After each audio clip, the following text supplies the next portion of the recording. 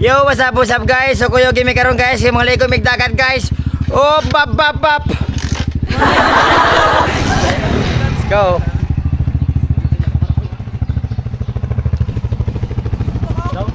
Dog. Emmanuel. Yeah. Let's go.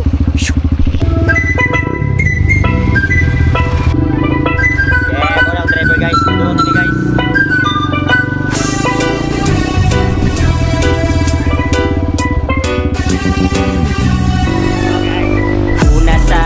Kining kanta para sa isla nga atong natawhan nindot pa jud sukat sa una.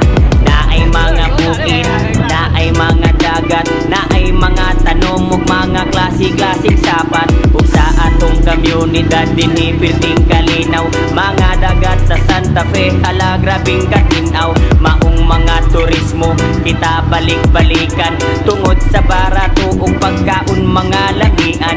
Ug kung seafoods ang atong istoryahan mga bay, dili malikayan nga magtubod imong laway kay pertijod ka presko bisag asa mangutana. Maunang pirmi pangita ug mga Amerikana, maong dili malikayan mo daghan ang bisita tungod lagi pagkaanindot sa ato ang isla. Silang tanan nangandoy nga makaanhina, unsa pa may dugayon mga bay.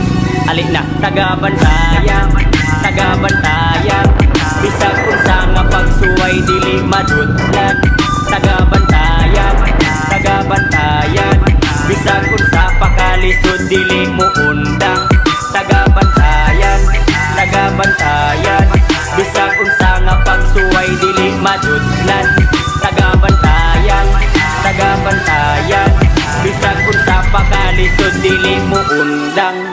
Og kini ang atong plaza, perting pagkaanindot, landong frisko nga hangin, tanom nakapalibot. Dinhi sa Madre Dios, nindot ang Kota Park, nindot nga ni ang view, og pwede pa jud mo park.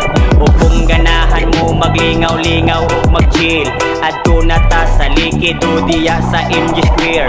Unsa pa may dugayon, iandam ang lamesa, samtang magtan-aw ta sa turista nga Inglesera. Palit mo og pagkaon, palit sad mo og beer, ayaw sad kalimot na mo palit og souvenir.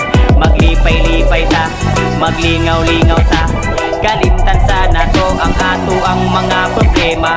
O ang mga karsada grabe kaayo kalimpyo, o ini gabi ihastang bawa jud kaayo. Dili na to kalimtan nga magpasalamat, kining tanan tungod sa Ginoo atong nadawa. Taga-bantayan, bisag unsa nga pagsuway dili madutlan. Taga-bantayan, bisag unsa pa kalisod dili